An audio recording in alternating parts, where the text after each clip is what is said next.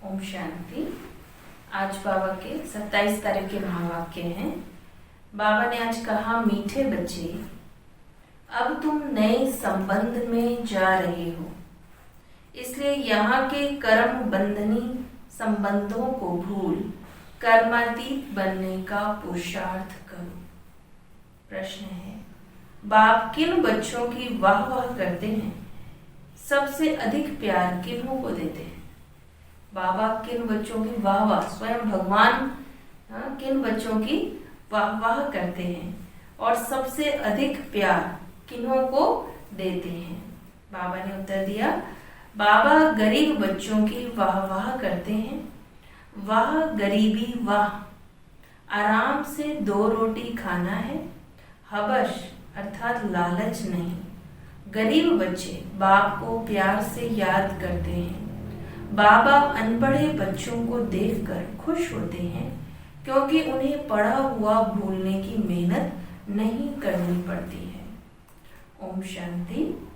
अब बाप को बच्चों के प्रति रोज रोज बोलने की दरकार नहीं रहती कि अपने को आत्मा समझो।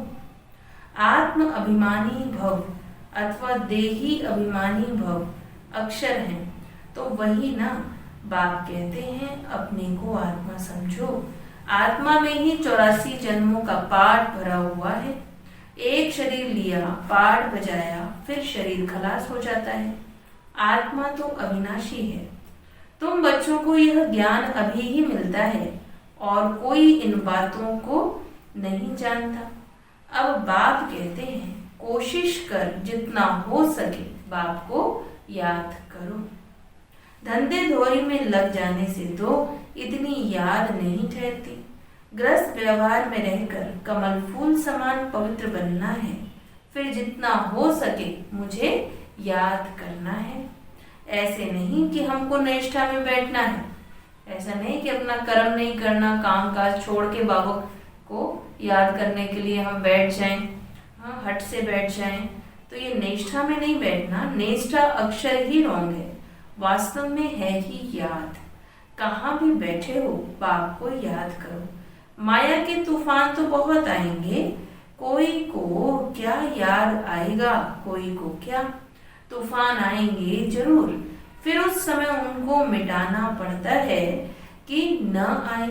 यहाँ बैठे बैठे भी बहुतों को माया तंग करती है। यही तो युद्ध है ना। जितने हल्के होंगे उतने बंधन कम होंगे। पहले तो आत्मा निर्बंधन है। जब जन्म लेती है तो माँ बाप में बुद्धि जाती है, फिर स्त्री को एडॉप्ट करते हैं। जो चीज सामने नहीं थी वह सामने आ जाती है। फिर बच्चे पैदा होंगे तो उनकी याद बढ़ेगी। अब तुम सबको यह भूल जाना है, एक बाप को ही याद करना है। इसलिए ही बाप की महिमा है। तुम्हारा माता पिता आदि सब कुछ वही है, उनको ही याद करो। वह तुमको भविष्य के लिए सब कुछ नया देते हैं, नए संबंध में ले आते हैं। संबंध तो वहां भी होगा ना। ऐसे तो नहीं कि कोई प्रलय हो जाती है, तुम एक शरीर छोड़ फिर दूसरा लेते हो। जो बहुत अच्छे अच्छे हैं वह जरूर ऊंच कुल में जन्म लेंगे। तुम पढ़ते ही हो भविष्य 21 जन्मों के लिए। पढ़ाई पूरी हुई और प्रारब्ध शुरू होगी। स्कूल में पढ़कर ट्रांसफर होते हैं ना, तुम भी ट्रांसफर होने वाले हो शांति धाम और फिर सुख धाम में। इस छीछी दुनिया से छूट जाएंगे। इसका नाम ही है नर्क। सतयुग को कहा जाता है स्वर्ग। यहाँ मनुष्य कितने घोर अंधियारे में हैं। धनवान जो हैं वह समझते हैं हमारे लिए तो यहाँ ही स्वर्ग है। यहाँ मनुष्य कितने घोर अंधियारे में हैं। धनवान जो हैं वह समझते हैं हमारे लिए तो यही स्वर्ग। यह पुरानी दुनिया तो विनाश होनी है। जो कर्मातीत अवस्था वाले होंगे वह कोई धर्मराजपुरी में सजाएं थोड़े ही खाएंगे। जो आत्माएं संपूर्ण बन जाएंगी, कर्मातीत अवस्था वाली होंगी, वो कोई धर्मराजपुरी में सजा नहीं खाएंगी। स्वर्ग में तो सजा होगी ही नहीं। वहाँ गर्भ भी महल रहता है, कोई दुख की बात नहीं। यहाँ तो गर्भ जेल है, जो सजाएं खाते रहते हैं। तुम कितना बार स्वर्गवासी बनते हो, यह याद करो तो भी सारा चक्र याद रहे। एक ही बात लाखों रुपए की है, यह भूल जाने से, देह अभिमान में आने से माया नुकसान करा देती है। यही मेहनत है, मेहनत बगैर ऊंच पद नहीं पा सकते। ऊंचा स्टेटस, ऊंची डिग्री लेने के लिए जितना ऊंचा स्टेटस उतनी मेहनत। बाबा को कहते हैं, बाबा हम अनपढ़े हैं, कुछ नहीं जानते। बाबा तो खुश होते हैं, क्योंकि यहाँ तो पढ़ा हुआ सब भूलना है। अनपढ़ है तो और ही अच्छा, कुछ भी पता नहीं है, तो भूलने की कोई मेहनत नहीं। यह तो थोड़े टाइम के लिए शरीर निर्वाह आदि के लिए पढ़ना है। जानते हो ना, यह सब खलास होने का है।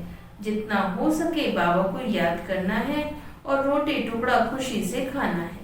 वह गरीबी इस समय की, आराम से रोटी टुकड़ खाना है। संगम युग पे भी अगर गरीब है तो और ही भूलने की मेहनत भी नहीं है। हवश व लालच नहीं करना है। आजकल अनाज मिलता कहाँ है, चीनी आदि भी धीरे धीरे करके मिलेगी ही नहीं। ऐसे नहीं तुम ईश्वरीय सर्विस करते हो तो तुमको गवर्नमेंट दे देगी, वह तो कुछ भी जानते नहीं। हाँ, बच्चों को कहा जाता है, गवर्नमेंट को समझाओ कि हम सब मिलकर माँ बाप के पास जाते हैं, उन्हों को बच्चों के लिए टोली भेजनी होती है। यहाँ तो साफ कह देते कि है ही नहीं, लाचारी थोड़ी दे देते हैं। जैसे फकीर लोगों को कोई साहूकार होगा तो मुट्ठी भर कर दे देगा, गरीब होगा तो थोड़ा बहुत दे देगा। चीनी आदि आ सकती है, परंतु बच्चों का योग कम हो जाता है। याद न रहने के कारण, देह अभिमान में आने के कारण कोई काम हो नहीं सकता है। यह काम पढ़ाई से इतना नहीं होगा जितना योग से होगा, वह बहुत कम है। माया याद को उड़ा देती है, रुस्तम को और ही अच्छी रीति पकड़ती है। अच्छे अच्छे फर्स्ट क्लास बच्चों पर ग्रहचारी बैठती है। ग्रहचारी बैठने का मुख्य कारण है, कोई भी ग्रहचारी बैठ जाती है, हाँ, दशा ही बदल जाती है, उसका मुख्य कारण है योग की कमी। ग्रहचारी के कारण ही नाम रूप में फंस मरते हैं। यह बड़ी मंजिल है, अगर सच्ची मंजिल पानी है तो याद में रहना है। बाप कहते हैं, ध्यान से भी ज्ञान अच्छा, ज्ञान से याद अच्छी। ध्यान में जास्ती जाने से माया के भूतों की प्रवेशता हो जाती है। ऐसे बहुत हैं जो फालतू ध्यान में जाते हैं, क्या क्या बोलते हैं, उन पर विश्वास नहीं करना। ज्ञान तो बाबा की मुरली में मिलता रहता है, बाप खबरदार करते रहते हैं, ध्यान कोई काम का नहीं है। बहुत माया की प्रवेशता हो जाती है, अहंकार आ जाता है। ज्ञान तो सबको मिलता रहता है, ज्ञान देने वाला है शिव बाबा। मम्मा को भी यहाँ से ज्ञान मिलता था, उनको भी कहेंगे मन मना भव। बाप को याद करो, दैवी गुण धारण करो। अपने को देखना है हम दैवी गुण धारण करते हैं, अपनी चेकिंग करनी है कि हम दैवी गुण धारण करते हैं। यहाँ ही दैवी गुण धारण करने हैं। कोई को देखो अभी फर्स्ट क्लास अवस्था है, खुशी से काम करते, घंटे के बाद क्रोध का भूत आया, खत्म। ऐसे होता है। अभी अभी बहुत खुशी में है, सेवा कर रहे हैं, और अभी अभी कोई बात हुई, कोई तूफान आया तो क्रोध आ जाएगा, सारी खुशी गायब हो जाएगी। फिर स्मृति आती है, यह तो हमने भूल की, फिर सुधर जाते हैं। घड़ी घड़ी के घड़ियाल बाबा के पास बहुत हैं। अभी देखो बड़े मीठे हैं, बाबा कहेंगे ऐसे बच्चों पर तो कुर्बान जाऊं। घंटे बाद फिर कोई ना कोई बात में बिगड़ पड़ते हैं। ऐसे बहुत होता है। क्रोध आया, सारी की कमाई खत्म हो गई। अभी अभी कमाई, अभी अभी घाटा हो जाता है। सारा मदार याद पर है। ज्ञान तो बड़ा सहज है, छोटा बच्चा भी समझ ले। परंतु मैं जो हूँ, जैसा हूँ, यथार्थ रीति जाने, अपने को आत्मा समझे, इस रीति छोटे बच्चे थोड़े ही याद कर सकेंगे। मनुष्य को मरने समय कहा जाता है, भगवान को याद करो, परंतु याद कर न सके, क्योंकि यथार्थ कोई भी जानते नहीं। कहते हैं अंत में भगवान को याद कर लो, लेकिन जिसने पूरा जीवन भर याद नहीं किया होगा तो उसको अंत में कैसे भगवान की याद ठहरेगी। कोई भी वापस जा नहीं सकते, न विक्रम विनाश होते हैं। परंपरा से ऋषि मुनि आदि सब कहते आए कि रचता और रचना को हम नहीं जानते। वह तो फिर भी सतोगुणी थे, आज के तमो प्रधान बुद्धि फिर कैसे जान सकते। बाप कहते हैं यह लक्ष्मी नारायण भी नहीं जानते, राजा रानी ही नहीं जानते, तो फिर प्रजा कैसे जानेगी। कोई भी नहीं जानते, अभी सिर्फ तुम बच्चे ही जानते हो। तुम्हारे में भी कोई है जो यथार्थ रीति जानते हैं। कहते हैं बाबा घड़ी घड़ी भूल जाते हैं। बाप कहते हैं कहाँ भी जाओ सिर्फ बाप को याद करो। बड़ी भारी कमाई है, तुम 21 जन्मों के लिए निरोगी बनते हो। ऐसे बाप को अंतर्मुख होकर याद करना चाहिए, परंतु माया भुलाकर तूफान में ले आती है। माया क्या करती है? बार बार तूफान में ले आती है। इसमें अंतर्मुख हो विचार सागर मंथन करना है। विचार सागर मंथन करने की बात भी अभी की है। यह है पुरुषोत्तम बनने का संगम युग। यह भी वंडर है। तुम बच्चों ने देखा है, एक ही घर में तुम कहते हो हम संगम युगी हैं और हाफ पार्टनर व बच्चा आदि कलयुगी है। कितना फर्क है। बड़े महीन बात बाप समझाते हैं। घर में रहते हुए भी बुद्धि में है कि हम फूल बनने के लिए पुरुषार्थ कर रहे हैं। यह है अनुभव की बातें। प्रैक्टिकल में मेहनत करनी है, याद की ही मेहनत है। एक ही घर में एक हंस है तो दूसरा बगुला। जो इस ज्ञान को अच्छे से समझ के इस पे चलता है वो है हंस, और जो नहीं समझता वो बगुला। फिर कोई बड़े फर्स्ट क्लास होते हैं, कभी विकार का ख्याल भी नहीं आता है, साथ में रहते भी पवित्र रहते हैं, हिम्मत दिखाते हैं, तो उन्हें कितना ऊंच पद मिलेगा। जो साथ में रहते और बिल्कुल पवित्र रहते हैं, गृहस्थ व्यवहार में प्रवृत्ति में रहते हुए लेकिन कभी भी अपवित्रता का संकल्प तक नहीं आता, ऐसी आत्मा कितना ऊंच पद पाएगी।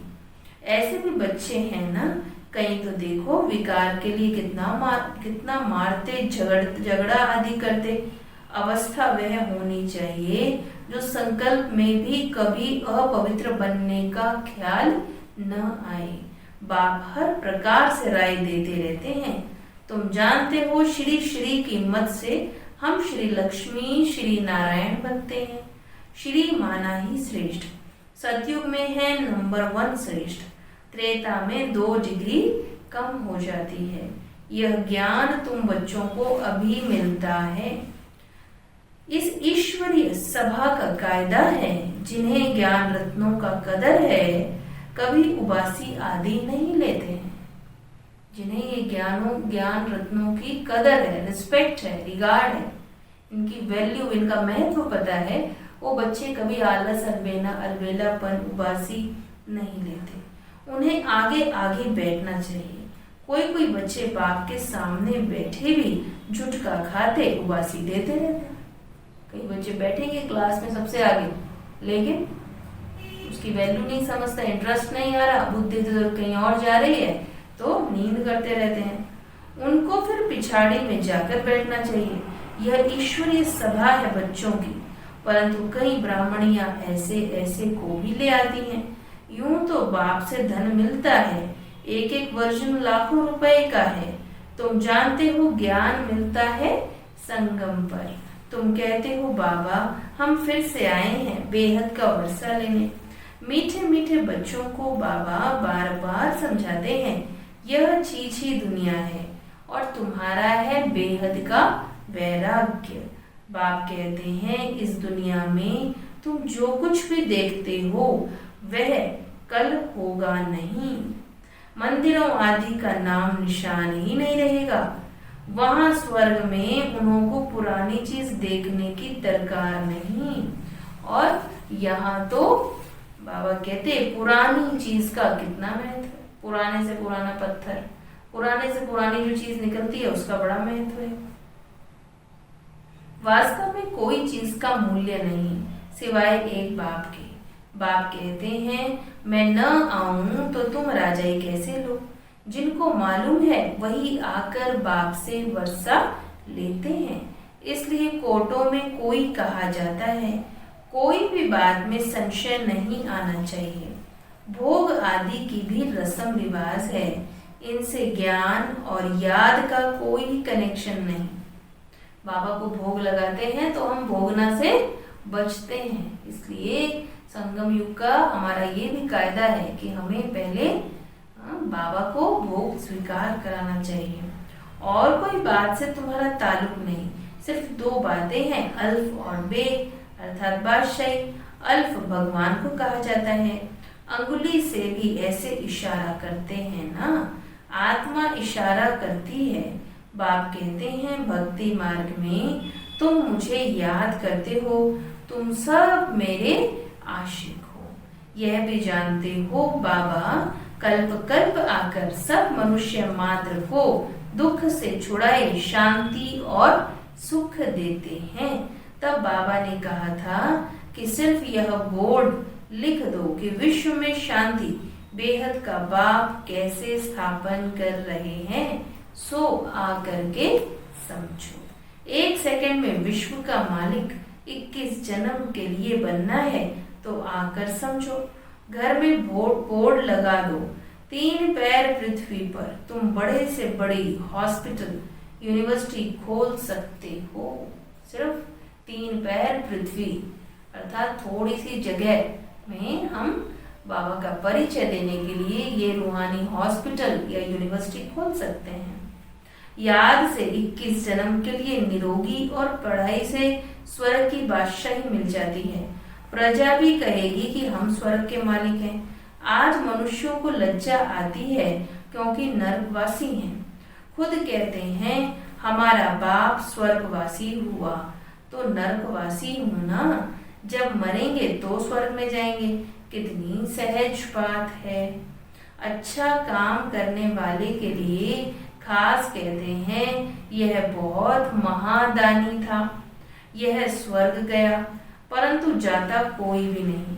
नाटक जब पूरा होता है तो सभी स्टेज पर आकर खड़े होते हैं। नाटक पूरा होने को होता है तो सभी एक्टर्स जो हैं वो स्टेज पर आ जाते हैं। तो अभी सृष्टि का भी नाटक पूरा हुआ, इसलिए अब सब आत्माएं नीचे आ गई। यह लड़ाई भी तब लगेगी जब सभी एक्टर्स यहाँ आ जाएंगे, फिर लौटेंगे।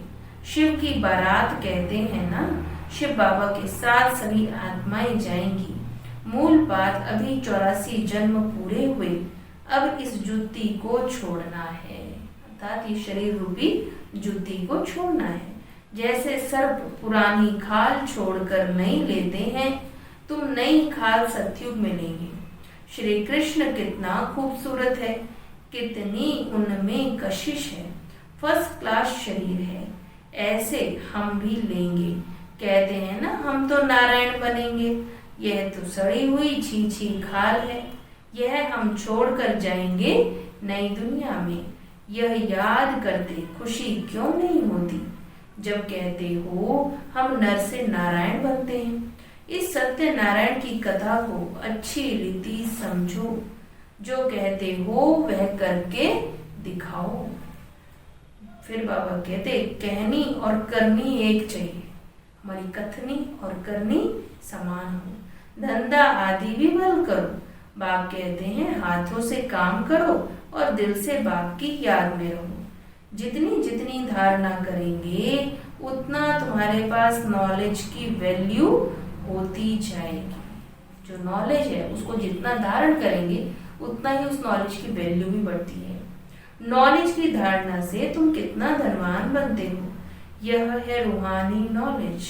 तुम आत्मा हो, आत्मा ही शरीर से बोलती है, आत्मा ही ज्ञान देती है, आत्मा ही ज्ञान धारण करती है। सब कुछ करने वाली आत्मा है, इसीलिए उसके कर्म अनुसार आत्मा को पाप आत्मा, पुण्य आत्मा, धर्म आत्मा, महान आत्मा, ये सब टाइटल दिए जाते हैं।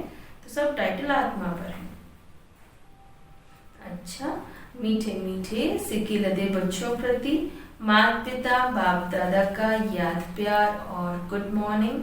रूहानी बाप की रूहानी बच्चों को नमस्ते। हम रूहानी बच्चों की रूहानी बाप दादा को याद प्यार गुड मॉर्निंग, नमस्ते नमस्ते नमस्ते जी। धारणा के लिए मुख्य सार है, इस पुरानी दुनिया की पुरानी चीजों को देखते हुए भी नहीं देखना है। नर से नारायण बनने के लिए कथनी और करनी एक समान बनानी है। अपनी कहनी और करनी समान बनाना है। अविनाशी ज्ञान रत्नों का कदर रखना है। यह बहुत बड़ी कमाई है, इसमें उबासी या झुटका नहीं आना चाहिए। हमारी बहुत बड़ी कमाई है, इसमें कोई उबासी या झुटका ना आए। नाम रूप की ग्रहचारी से बचने के लिए याद में रहने का पुरुषार्थ करना है। अगर नाम रूप की बीमारी से बचना है तो बाबा की याद में रहना है। वरदान है, साथी और साक्षीपन के अनुभव द्वारा सदा सफलता मूर्त भव। साथी और साक्षीपन के अनुभव द्वारा सदा सफलता मूर्त। हमारा साथी कौन है? और साथी सर्वशक्तिवान है, उसको साथ रखेंगे तो ड्रामा के हर सीन को भी साक्षी होकर देखेंगे। और जब साक्षी होकर हम देखते हैं तो क्या होता है, हमारे दैवी गुण इमर्ज रहते हैं, और दैवी गुण इमर्ज होने के कारण हर कार्य में सफलता अवश्य मिलती है। जो बच्चे सदा बाप के साथ रहते हैं वह साक्षी स्वतः बन जाते हैं, क्योंकि बाप स्वयं साक्षी होकर पाठ बजाते हैं तो उनके साथ रहने वाले भी साक्षी होकर पाठ बजाएंगे। और जिनका साथी स्वयं सर्वशक्तिवान बाप है वे सफलता मूर्त भी स्वतः ही बन जाते हैं। भक्ति मार्ग में तो पुकारते हैं कि थोड़े समय के साथ का अनुभव करा दो, झलक दिखा दो, लेकिन आप सर्व संबंधों से साथी हो गए तो इसी खुशी और नशे में रहो कि पाना था सो पा लिया। स्लोगन है, व्यर्थ संकल्पों की निशानी है, व्यर्थ संकल्पों की निशानी है मन उदास और खुशी गायब। मन उदास और खुशी गायब। इसलिए अगर मन उदास है या खुशी गायब हो रही है तो ये हमारे लिए इंडिकेशन है, इशारा है। जैसे कोई बीमारी होती है ना तो उसकी निशानी होती है, सिम्टम्स होते हैं। तो उसी तरह से हम भी समझ लें कि अगर हमारी खुशी गायब हो रही है और बहुत आलस अलबेलापन है, उबासी आती है, झुटका और गुटखा खूब खाते हैं, तो यानी कि व्यर्थ संकल्प बहुत है। अच्छा, ओम शांति।